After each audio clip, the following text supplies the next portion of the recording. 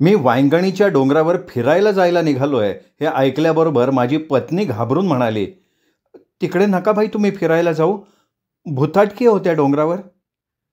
"तुमच्या पिंगोळीला भुताटकी नाही कुठे." मी हसत हसत म्हणालो. "वाडीच्या तिठ्यावर जायचं तर तिथल्या पिंपळावर मुंजी आहे. वेताळाच्या देवळाकडे जावं तर तो म्हणे सगळ्या भूतांचा राज आहे. आता वांगणीच्या डोंगरावर निघालो तर तिथंही तुझी भुताटकी आहेच." "हो यच. त्या डोंगरापलीकडे पायथ्याशी एक जुनाट पडकं घर आहे ना, त्यात एक जागृत संबंध फिरत असतो म्हणतात." "खरं का काय?" "आत्तापर्यंत जागृत देवतांच्या गोष्टी अनेक ऐकल्या होत्या, पण जागृत संबंधाची ही गोष्ट मी पहिल्यांदाच ऐकतोय." "अहो पण खरं आहे ते. तुम्हाला माहिती आहे का, त्या ठिकाणी 40 वर्षांपूर्वी."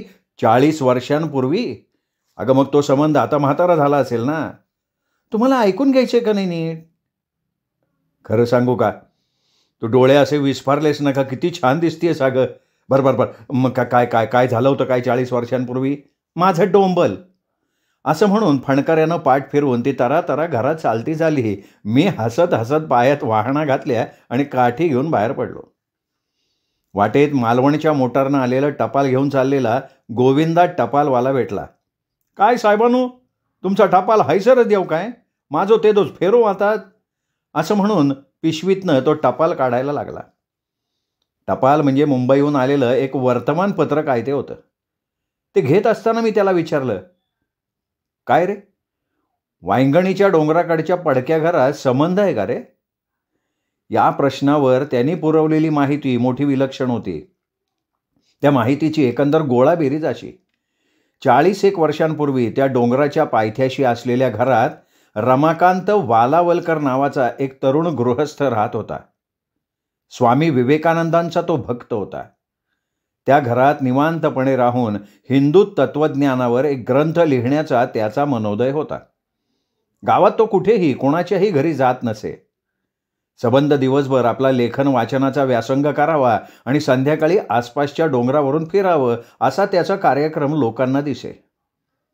एक दिवशी तो अकस्मात कुठं नाहीसा झाला, त्याचा अद्याप पत्ता लागलेला नाही. कुडाळच्या एका सावकाराच्या मुलीशी त्याचं लग्न ठरलं होतं. त्या दिवसापासून तो नापत्ता झाला. त्याच दिवशी ती मुलगी त्याच्या घराच्या पुढच्या दारात मरून पडलेली आढळली होती आणि तिच्या बापाला त्याच दिवशी वेड लागलेलं होतं. गेल्या कित्येक वर्षात त्या घराच्या आवारात दिवसासुद्धा शिरायचं कुणी धाडस केलेलं नव्हतं. ते सगळं ऐकलं. मी गोविंदाकडनं वर्तमानपत्र घेतलं आणि पुढे निघालो. वांगणीच्या डोंगरावर चढून ते घर पाहण्याची माझी उत्सुकता आता शतपटीनं वाढली होती. अर्धा पाऊण मैल सरळ रस्त्यानं गेल्यावर रस्त्याच्या कडेला शेतात उतरून मी डोंगरावर वळलो. डोंगर काही फारसा उंच नव्हता. 20-25 मिनिटांची सारी चढण. डोंगराच्या माथ्यावर पोचलो तोवर सूर्य पश्चिम क्षितिजावर मावळायच्या बेतात आला होता. त्याच्या पिवळसर तांबूस किरणांनी डोंगर पठारावरच्या स्तब्ध दृश्य जाताला एक प्रकारची विलक्षण अद्भुतरम्यता आणली होती. डोंगरावरून पलीकडे मैला 1.5 मैलावर पिंगुळीच्या तिठ्यावरील 4-5 कौलारू घरं आंब्याच्या राईतनं किंचित डोकवत होती. तिठ्यावरून 4 दिशांना जाणारे 4 लाल भडक रस्ते सोंगट्यांच्या पटासारखे दिसत होते. मी डोंगराच्या पायथ्याकडे दृष्टी वळवली. काजू, आंबा आणि माड या झाडांच्या दाटीत एक मोडकळीला आलेलं घर अंग चोरून उभं असलेलं दिसत होतं. घराच्या आवारात जिकडे तिकडे गुडघाभर गवत वाढलं होतं. वारा अगदी पडलेला असल्यामुळे स्तब्ध उभी राहिलेली झाडं श्वास दाबून काहीतरी एकाग्रतेनं ऐकत उभी आहेत असं वाटत होतं. एकाएकी त्या घराच्या दिशेनं कोणाची तरी किंकाळी ऐकू आली आणि माझं अंतःकरण भयानं थरथरलं. छे, किंकाळी कसली? भालूचं ओरडणं होतं ते. माझ्या वेड्या भीतीला हसत मी बाजूच्या एका सपाट दगडावर बसलो आणि सहज माझ्या हातातला वर्तमानपत्राचा अंक उलगडला.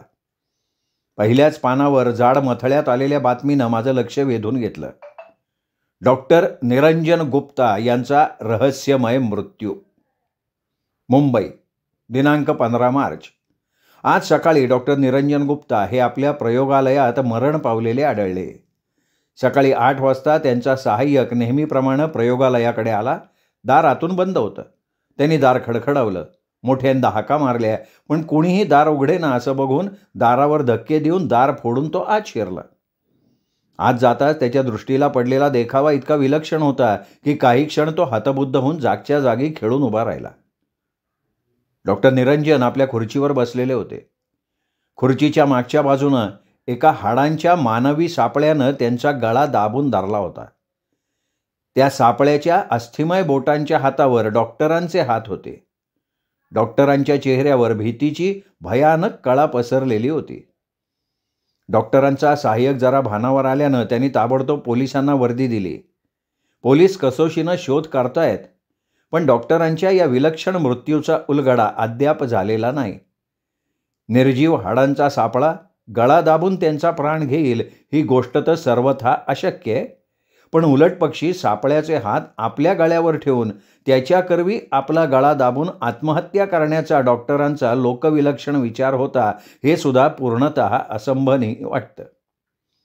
एकतर असा आपल्या हाताने आपला गळा दाबून माणूस आत्महत्या करूच शकत नाही. दुसरं म्हणजे डॉक्टरांचे हात अशा अवस्थेत होते की आपल्या गळ्यावरची ती अस्थिपंजराची पकड ढिली करावी हा त्यांचा प्रयत्न चाललेला असावा. हा खून तर असणं अशक्य आणि आत्महत्या असंभवनीय. मग हा प्रकार आहे काय याचं कोडं सर्वांना पडलेलं आहे.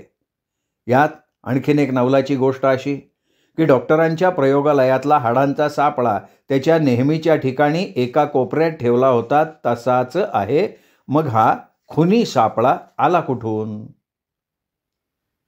बातमी वाचली, मी वर्तमानपत्राची घडी घातली आणि आता वाचलेल्या लोकविलक्षण बातमीचं मनाशी नवल करत शून्य दृष्टीनं त्या पडक्या घराकडं पाहिलं. सूर्य एव्हाना मावळला होता.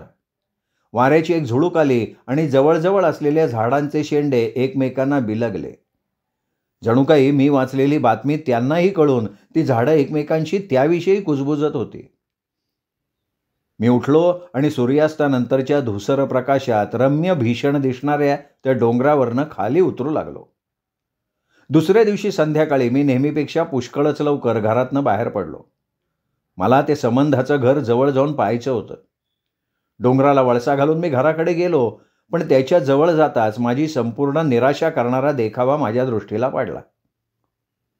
मी ते घर निरखून पाहिलं.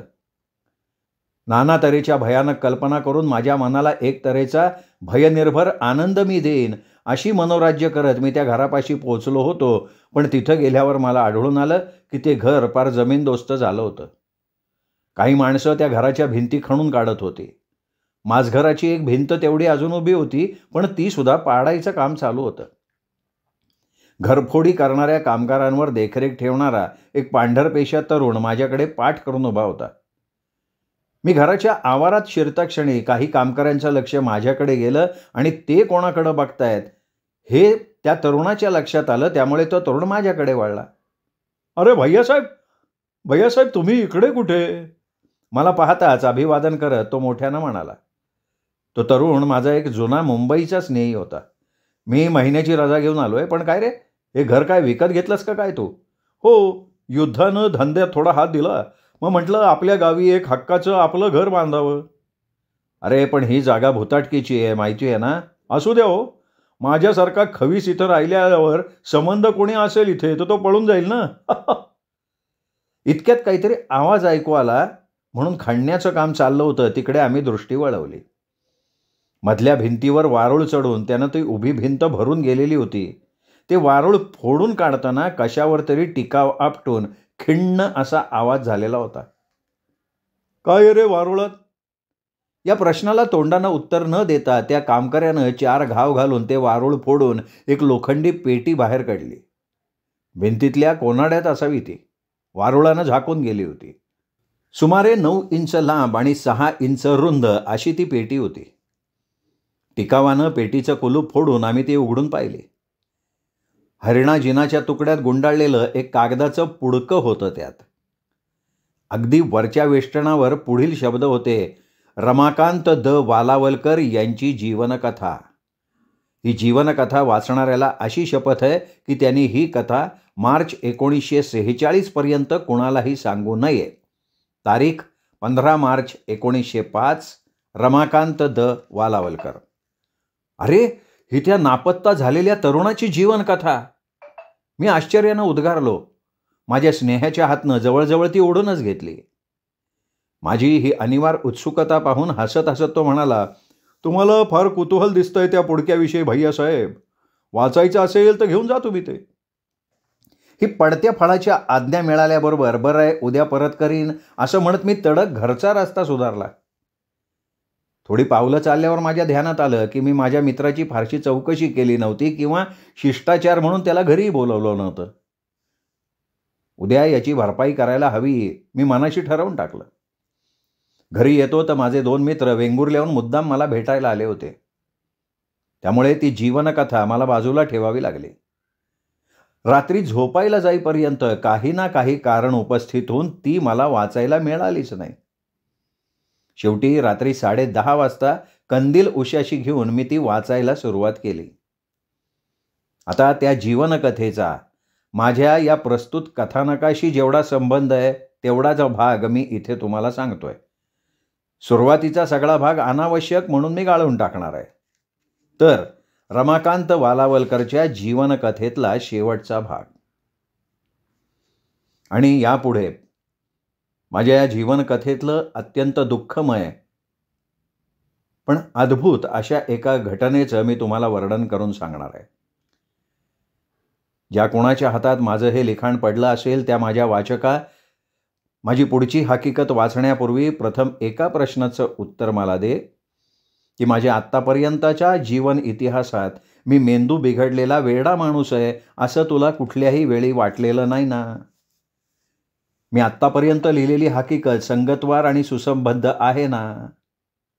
माझ्या मजकुरात कुठेही अनैसर्गिक किंवा अवास्तव असा जगावेगळा भाग तुला आढळून आलेला नाहीये ना? कारण हे वाचका, माझी पुढील चरित्रकथा वाचून तू मला वेड्यात तर काढणार नाहीस ना या शंकेनं माझं अंतःकरण ठाव सोडतोय म्हणून ते प्रश्न मी तुला विचारले. प्रिय वाचका, मी पुढे लिहिलेल्या हकीकतीतलं अक्षरन-अक्षर सत्य आहे, स्वानुभवाचं आहे. मला परमवंदनीय असलेल्या स्वामी विवेकानंदांची शपथ घेऊन सांगतो, ही हकीकत प्रत्यक्ष घडलेली आहे, ही हकीकत कल्पित नाही. पिंगुळीला आल्यानंतर माझे काही दिवस अत्यंत सुखात गेले. सामान्य माणसाच्या सुखी जीवनाविषयी ज्या ज्या अपेक्षा असतात त्या सर्व माझ्या बाबतीत सफल झालेल्या होत्या. लहानसं पण स्वतःच्या मालकीचं घर होतं. काटकसरीनं वागून सबंध जन्मभर उदरनिर्वाह चालेल इतका पैसा होता. शिक्षण झालेलं होतं. निरोगी देहसंपदा लाभली होती. आणि माझ्या निश्चित पण एकाकी जीवनाला सौंदर्य आणि सौभाग्य आणून देईल अशी बुद्धिमान, सुशील आणि सुस्वरूप सहचारिणी मला लाभणार होती. सुरेखा त्या दिवशी सकाळी माझ्याकडे यायला निघताना काय काय मनोरथ तू मनाशी रचले असतील ग.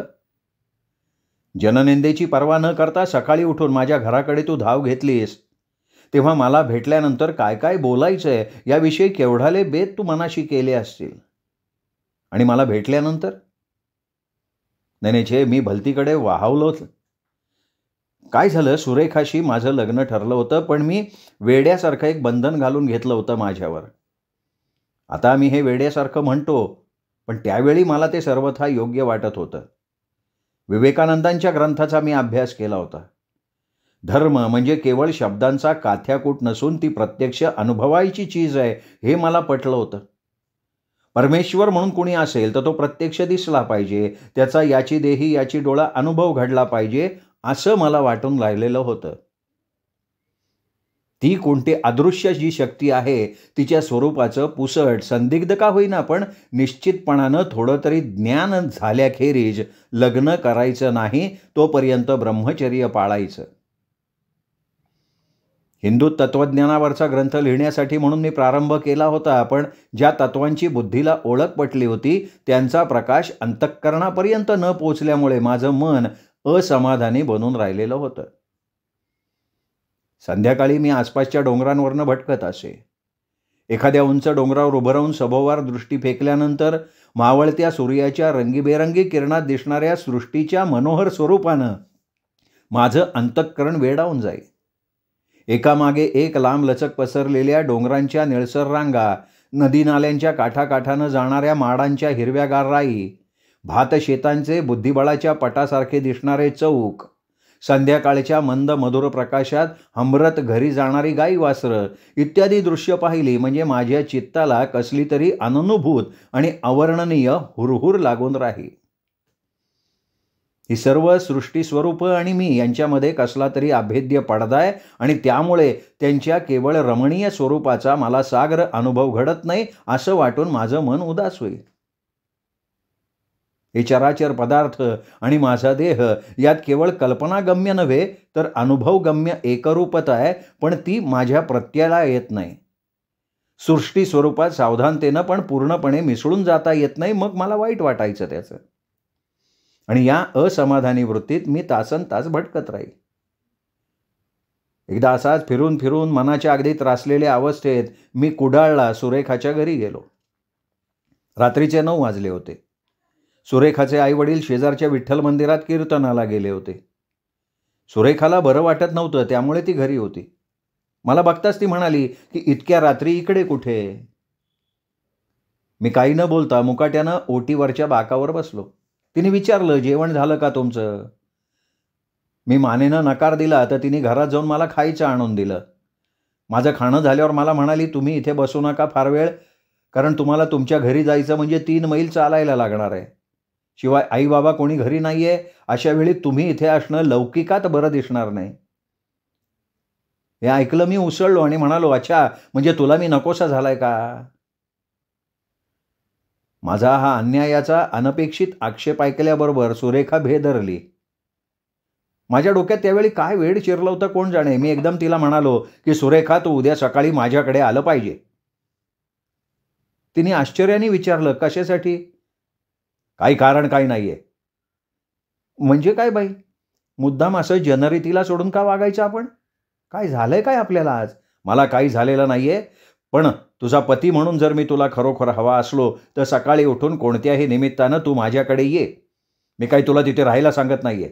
मूर्ख नाहीये तितका मी. नुसती ये, 2 मिनिटं काहीतरी बोल आणि परत जा.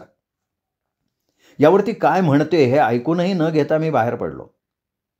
सकाळी उठून सुरेखानं माझ्याकडे नुसतं येऊन जाणं ही गोष्ट कितीही क्षुल्लक दिसत असली तरी विशिष्ट वृत्तीच्या समाजरचनेत या क्षुल्लक गोष्टीला किती महत्त्व असतं. आणि त्यामुळे सुरेखावर मी किती मोठं ओझं घातलं होतं हा विचार त्यावेळी माझ्या व्यर्थ क्षुब्ध मनाला शिवलाच नाही. मी सुरेखाच्या घरातनं निघालो आणि नंतर मात्र पश्चात्तापानं माझं मन होरपळून निघालं. परत जाऊन तिला येऊ नको असं सांगावं म्हणून माझ्या मनात आलं, पण मी नाही गेलो. काय करणार? सृष्टीचं गूढ केवळ बुद्धीच्या जोरावर सुलभपणे उकलावं म्हणून मी धडपडत होतो आणि हे महासाध्य साधत नव्हतं म्हणून माझ्यावर, जगावर आणि माझ्या सुरेखावर करवादत होतो. रामकृष्ण विवेकानंदांनी परमेश्वर दर्शन घेतलं होतं हे मी वाचलं होतं. पण त्यांच्या तोडीचा जाऊ दे, पण सृष्टी रहस्याच्या अंतरंगाचं ओझरतं दर्शन घेतलेला महाभाग सुद्धा माझ्या प्रत्यक्ष अवलोकनात कधी आलेला नव्हता. आता बुद्धीची कसरत थांबवून अंतःकरणाचा मार्ग सुप्रकाशित करणारा कुणीतरी अधिकारी किंवा वाटाड्या मिळावा अशी प्रबळ इच्छा माझ्या मनात निर्माण झाली. आणि घरी जाण्यापूर्वी माझी ती इच्छा दुर्दैवानं पूर्ण केली. पिंगुळीच्या तिठ्यावरनं आमच्या घराकडे जाण्यासाठी शेतातून जाणाऱ्या बांधावरनं चालावं लागतं. या बांधाच्या कडेला एका ठिकाणी वाटेत एक उंबराचं झाड लागतं. मी रोजच्या सरावामुळे अंधारातही न ठेचकाळता सरळ त्या झाडापर्यंत आलो. झाडाच्या बुंद्याशी धुनी पेटवून एक बैरागी बसला होता. तो बैरागी ध्यानस्थ बसलेला होता. सुमारे 70 वर्षाचं वय असावं त्याचं. चेहऱ्यावरचे सर्व केस पिकून पांढरे शुभ्र झाले होते. सुरकुत्यांनी चेहरा भरला होता तरी त्याच्यावर एक विचित्र तेज चमकत होतं. मी पाऊल न वाजवता धुनीच्या दुसऱ्या कडेला त्याच्या समोर जाऊन बसलो. 15-1 मिनिटांनी त्यांनी डोळे उघडले. मला पाहताच किंचित आश्चर्याने त्यांनी विचारलं, बेटा कोण आहेस तू? मी नाव सांगितलं. त्या बैराग्याची मुद्रा जितकी गंभीर आणि आदर उत्पन्न करणारी होती तितकीच त्याची वाणी मनाला उबग आणण्यासारखी कर्कश होती. पण तरी देखील त्याच्या स्वरात ऐकणाऱ्या माणसाच्या मनाची पकड घेण्याचं सामर्थ्य होतच होतं. बेटा, तू सुखी दिसत नाहीयेस, तुला काय हवंय? मी माझी मानसिक अवस्था त्याच्याजवळ वर्णन केली. ती ऐकून घेतल्यावर तो बैरागी आपली दृष्टी माझ्यावर स्थिर करून म्हणाला, तुला जो अनुभव हवाय तो मिळण्यासाठी योग्यांना सुद्धा अनेक जन्म घ्यावे लागतात. संबंध जन्मभर हाडाची काढ करावी तेव्हा कुठे तुटपुंजा अनुभव हाताशी लागतो. ईश्वर दर्शनाचा अनुभव मी तुला देऊ शकणार नाही, पण त्या अनुभव प्राप्तीसाठी प्रयत्न करायला जे दीर्घकाल आयुष्य लागतं ते मी तुला देऊ शकेन. वय काय तुझं? 28. त्यांनी माझ्या प्रकृतीची, आरोग्याची, सवयींची, घराण्याची कसून चौकशी केली आणि मग तो अगदी शांतपणे म्हणाला, बेटा, मी तुला इच्छा मरण देऊ शकीन. मी आश्चर्यानं स्तंभित झालो. कसल्या तरी अवर्णनीय आशेनं आणि भयानं माझं हृदय धडधडायला लागलं. इच्छा मरण? हा बैरागी म्हणतो त्याप्रमाणे खरोखर करू शकत असेल तर सृष्टीच्या सत्तेचा केवढा तरी मोठा प्रांत कब्जात आणल्यासारखा होऊन राहील. त्या बैराग्यानं माझ्यावरची दृष्टी ढळवली नव्हती. माझा गोंधळ ओळखून तो म्हणाला, हे बघ बेटा, माझा आग्रह नाही. या मार्गातला अधिकारी दिसतोयस म्हणून मी हा अनुग्रह करायला तयार आहे. इच्छा मरणाची शक्ती लाभली तर केवढा मोठा फायदा होईल त्याचा तू विचार कर. मात्र माझ्यापासून या शक्तीचं ग्रहण करण्याचं तू ठरवलंस की प्रयोग पुरा होईपर्यंत काही काळ तुला आपला देह, मन, बुद्धी सर्व काही माझ्या स्वाधीन करावं लागेल आणि त्या शक्तीच्या प्राप्तीबद्दल अत्यंत जबर किंमत द्यावी लागेल. इच्छा मरणाची प्राप्ती म्हणजे काही परसातली भाजी तोडणं नव्हे. मी एकाएकी निश्चय केला. या प्रकरणी सारासार विचार करण्याची आवश्यकता आहे असं मला वाटलंही नाही. किंमत कितीही जब्बर असली तरी इच्छा मरणाच्या ज्ञानाला ती अपुरी पडेल असं मला वाटलं. मी नम्रतेनं त्याला विचारलं, महाराज, जबर किंमत म्हणजे काय? या किमतीचं स्वरूप काय असेल? कायमचं वार्धक्य, सदा दारिद्र्य किंवा आत्यंतिक प्रियजन वियोग अशासारखं काही असेल का? ते मी सांगू शकत नाही. धोका फार मोठा आहे हे मी अगोदरच तुला सांगतोय. विचार कर. तुला इच्छा मरण मिळेल हे मात्र मी निश्चित सांगतो. महाराज, द्या मला इच्छा मरण, मी आपल्या स्वाधीन आहे. माझ्या तोंडून हे शब्द निघता क्षणी त्या बैराग्यानं हातात थोडी विभूती घेतली, माझ्या दिशेनं फुंकली आणि मला स्नान करून यायला सांगितलं. मी स्नान करून येताच त्यांनी मला आपल्या मागोमाग यायला खुणावलं आणि मला घेऊन तो वांगणीच्या डोंगराच्या माथ्यावर गेला. तिथे एका काजूच्या झाडाच्या बुंद्याशी तो पद्मासन घालून बसला आणि मलाही आपल्यासमोर तेच आसन घालून बसायला सांगितलं त्याने. नंतर माझ्या मुद्रेवर दृष्टी स्थिर करून तो मंद स्वरात काही मंत्र उच्चारायला लागला. त्याच्या मंत्रोच्चाराबरोबर माझा श्वास मंद आणि स्थिर व्हायला लागला. डोळे जड झाले. माझं सर्वांग बधीर होऊन माझी संज्ञा कमी कमी होत चालली असा भास मला व्हायला लागला. त्या अर्धवट जागृतावस्थेत बैराग्याचे पुढचे शब्द अधिकारवाणीनं बोललेले मला ऐकायला आले. मी सांगतोय तसं म्हण. म्हण, मी मला पाहीन पण मला स्पर्श करू शकणार नाही. मी त्याच्या आज्ञेप्रमाणे शब्द उच्चारले. मी मला पाहीन पण मला स्पर्श करू शकणार नाही. पुढे म्हण, मी मला पाहीन पण मी मला बोलू शकणार नाही, इजा करू शकणार नाही. तेही शब्द मी उच्चारले. या शब्दांच्या विचित्रपणाबद्दल आश्चर्य करण्याची शक्ती माझ्यात उरली नव्हती. ते शब्द उच्चारत असताना मला ऐकू आलं की तू इच्छामरणी झालायस. आणि त्याच क्षणाला माझी उरली सुरली शुद्ध नाहीशी झाली. दारावर कुणीतरी खडखड करतंय तो आवाज ऐकून मी जागा झालो. थोडा वेळ मी कोण आहे, कुठं आहे माझ्या ध्यानात येईना. परत दार जोरजोरात वाजलं आणि त्याबरोबर सुरेखाचे शब्द ऐकू आले. मी सुरेखा आली आहे, दार उघडा की. बोलावल्याप्रमाणे सुरेखा सकाळी आली होती. सुरेखा, माझी सुरेखा. आलो असं मी म्हटलं. नाही म्हणायचा प्रयत्न केला. माझ्या कंठातून काही विचित्र खर्र ध्वनी बाहेर पडला असं मला वाटलं. पण तिकडे लक्ष न देता मी दार उघडायला धावलो. सुरेखा आली होती, तिला बाहेर तिष्ठत ठेवता कामा नये. मी दार उघडलं. दारात सुरेखा उभी होती. तिच्या चेहऱ्यावर हास्य होतं. पण मला पाहता क्षणी ते हास्य एकदम नाहीसं झालं. समुद्रात अस्ताला जाणाऱ्या चंद्रबिंबाची शेवटची शलाका पाहता पाहता डुबकन अदृश्य व्हावी तसं तिच्या मुद्रेवरचं हास्य झपकन पुसून टाकल्यासारखं लोपलं. ती एकदम भेदरल्यासारखी झाली. भयानं तिचे ओठ विलग झाले, नासिका रुंदावली, डोळे विस्फारले. तिने किंकाळी फोडायचा प्रयत्न केला, पण भीतीने तिचा गळा आवळल्यासारखा झाला असावा. नको नको म्हणण्याच्या आविर्भावात तिने थरथरत हात वर केले आणि वादळानं केळ मोडून पडावी तशी ती धाडकन जमिनीवर पडली. तिने असं भयानक पाहिलं तरी काय म्हणून मी मागे वळून बघितलं तर तिथे काहीच नव्हतं. सुरेखा सुरेखा अशा अस्फुट स्वरात हाका मारत मी तिला उचलण्यासाठी हात पुढे केले आणि भीतीच्या धसक्यानं मी आरोळी ठोकली. त्या आरोळीचा प्रतिध्वनी जणू समोरच्या फाटकाकडून ऐकू आला. मी वर बघितलं तर सुरेखाचे वडील माझ्याकडे आणि सुरेखाकडे डोळे वटारून अनैसर्गिक रीतीनं डोळे वटारून पाहत होते. त्यांचा श्वास जोरात चालल्यामुळे छाती भात्यासारखी खालीवर होत होती. हाताच्या मुठी त्यांनी घट्ट आवळून घेतल्या होत्या. मी 2 पावलं पुढं झालो. त्यांना हाक मारली. त्यांच्या भयाकुल मुद्रेनं मी क्षणापूर्वी पाहिलेलं भीषण दृश्य एकदम विसरलो होतो. पण मी पुढे पाऊल टाकता क्षणी ते मागे वळले. मोठ्यानं ओरडत पळत सुटले. मी धावत घरात गेलो. मोठ्या कपाटाच्या आरशासमोर जाऊन उभा राहिलो. त्यावेळी माझ्या आरशातल्या प्रतिबिंबाच्या दर्शनानं माझ्यात भीतीचा आणि दुःखाचा जो असह्य आवेग उचंबळून आला त्याचं वर्णन करायला मानवी वाणी असमर्थ आहे. त्या आरशात मी मानवी हाडांचा सापळा पाहिला.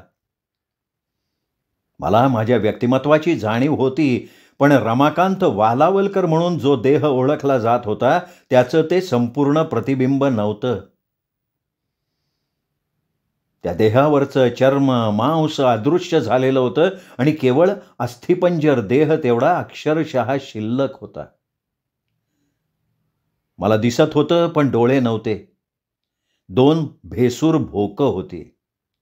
मला ऐकू येत होतं पण कान नव्हते. मला स्पर्शज्ञान होतं पण त्वचा नव्हती. माझ्या चेहऱ्यावर हास्य दुःखाच्या छटा अधाकधीच दिसण्यासारख्या नव्हत्या, कारण मला चेहराच नव्हता. केवळ सदा विचकणाऱ्या दातांनी भरलेली हाडाची कवळी तेवढी होती. केवळ अस्थिमय हातपाय, अस्थिमय धड, अस्थिमय डोकं हे माझं रूप होतं. मी कधीच मरू शकणार नाही, माझ्या इच्छेविना मरणार नाही अशी आत्मप्रत्ययाची जाणीव मला लाभली होती. काय रे दुर्दैवा, मला इच्छामरण लाभलं होतं. वाचक हो, हे सारं असत्य आहे. माझ्या विकृत मेंदूचा हा सगळा भास आहे. माझ्या वेड्या मनाचे हे खेळ असले पाहिजेत असं वाटतंय ना? मग सांग वाचका, सुरेखा का मेली?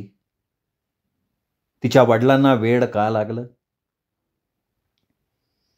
मी घराच्या मागच्या दारानं बाहेर पडलो. लपून छपून काजूच्या एका राईत जाऊन बसलो. सबंध दिवसभर असह्य दुःखाच्या आगीत भाजून निघत मी पडलेलो होतो. काळोख झाल्यावर मी बाहेर पडलो आणि त्या बैराग्याच्या शोधाला लागलो. त्याचा प्रयोग चुकला होता की तो म्हणाला होता ती ही जब्बर किंमत होती, हे मला त्याला विचारायचं होतं. सबंध रात्रभर मी वणवण हिंडलो, पण बैरागी मला गवसला नाही. माझी गती अपरिमित वाढली होती. 5-6 तासात मी जवळजवळ 60-70 मैलांचा आसपासचा टापू फिरलो होतो. शेवटी निराश होऊन वेंगुर्ला बंदराच्या दीपगृहाच्या खडकावर जाऊन बसलो मी. मुंबईहून गोव्याला जाणारी बोट नुकतीच बंदरात आली होती. बोटीकडं जाणारे पडाव चालवणाऱ्या खलाशांच्या वल्ह्यांचा किर्र चुबुक असा तालबद्ध आवाज येत होता. त्या बोटीवर जाण्याची अनिवार्य उर्मी माझ्या हृदयात कुठलं आता हृदय माझ्यात उसळली. मी समुद्रात उडी घेतली. पोहत पोहत बोट गाठली. पडाव बोटीला लागून उतारू वर चढायला लागले होते. मी नांगर धरून बोटीवर चढलो. दुसऱ्या वर्गाकडे गेलो. बोटीच्या कठड्यावर बसून मी आतल्या उतारूकडे दृष्टी फेकली. माझ्या समोरच्या भाकावर एक उतारू आत्ताच येऊन आपला बिस्तरा पसरत होता. पाठमोरा होता तो, पण त्याला मी नेहमी कुठंतरी पाहिलाय. माझ्या तो अत्यंत परिचयाचा आहे असं मला वाटायला लागलं. माझ्या स्थिर दृष्टीच्या अदृश्य परिणामामुळे म्हणून की काय, आपलं अंथरूण पसरण्याचं काम थांबवून त्या माणसानं माझ्याकडे तोंड फिरवलं आणि आश्चर्याच्या धक्क्यानं माझा तोल जाऊन मी कठड्यावरनं खाली घसरलो. तोल सावरून मी परत नीट पाहिलं.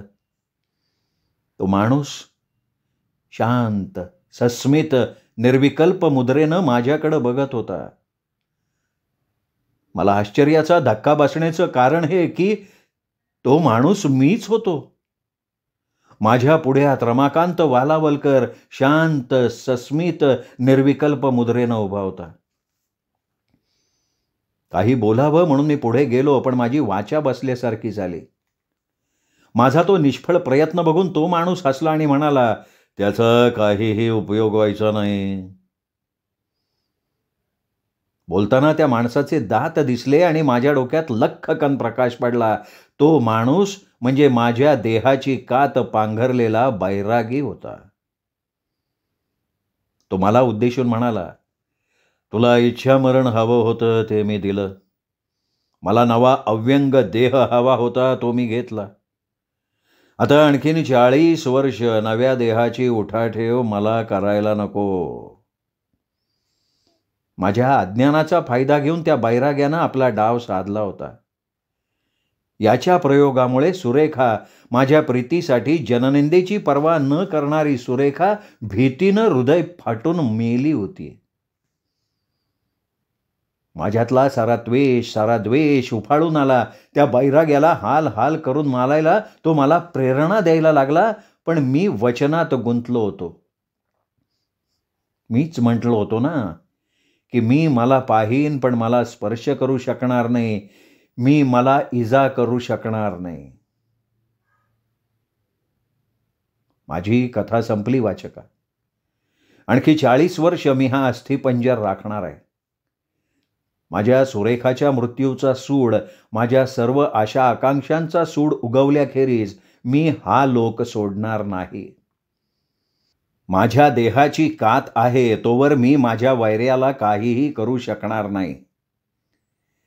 पण आणखीन 40 वर्षांनी तो जीर्ण देह सोडून नव्या देहाचं पांघरूण माझा वैरी जेव्हा घेईल, तेव्हा या बुभुक्षित अस्थिमय बोटांनी त्याचा तो नव्या देहातील लुसलुशीत गळा दाबून चिरडून त्याला मी ठार करेन. तोपर्यंत सारखा हाडवैऱ्यासारखा त्याचा मागोवा राखीत त्याच्या पाठीमागून फिरेन मी त्याच्या पाठीमागून तोपर्यंत. मी ते पुडकं थरथरत्या हातांनी खाली टाकलं.